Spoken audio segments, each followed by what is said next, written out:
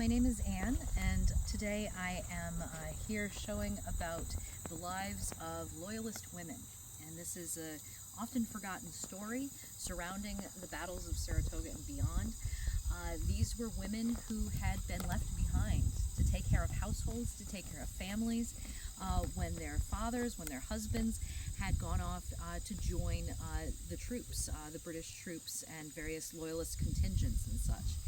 And so these women, again, were tasked with running a household, keeping everything going, taking care of the children, making sure that crops came in. There were a variety of different levels, social levels for these women. Some were basic sort of settlers that had small, meager sort of cabins. Some were very wealthy, landowning families that had really quite established households. So there was quite a range. But these women, they're taking care of young children and dealing with all of this. And then you have Americans coming through with committees of safety, with raiding parties, and essentially doing what today we might consider to be home invasions, coming in and taking what they pleased. And so this might mean taking a looking glass off the wall, silver off the table, bedding off the bed, and also livestock. And so this was a way where the Americans are certainly showing and intimidating these Loyalists, but also it was a way of feeding American troops. And when they confiscated this property, confiscated these farms and this land, it was also a way of gaining money for the American cause as well. So if, again, one of these raiding parties came through, the women were often kicked out of their very own homes and left with whatever they could carry. And usually that would involve bedding, basic wool blankets to keep you warm.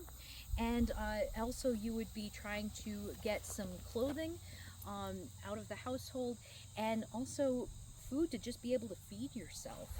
And sometimes these women faced a very long journey, also while not only carrying their meager possessions, but also young children.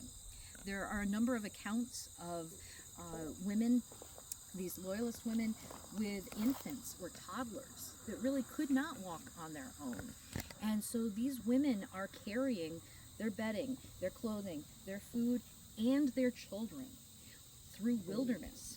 And they're trying to make it to British lines, or in some cases trying to make it to Canada, and really traveling through the wilderness in very difficult times of year, the fall of 1777.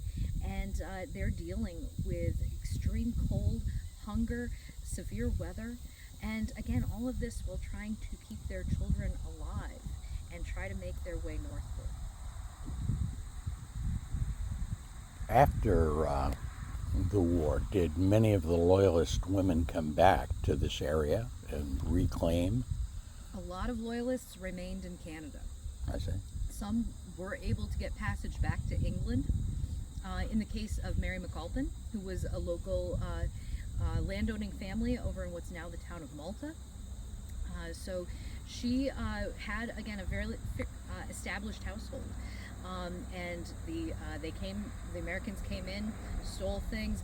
Later, when she was back in Canada, she did file claims to try and get reimbursement for the land that was stolen from her family, even the objects that were stolen out of her house.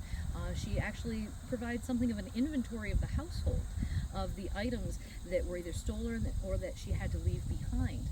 And these Loyalist claims are an excellent resource for learning about some of these experiences of these women, of these families, and what they had to go through. Sometimes they do include some details about their travel northward.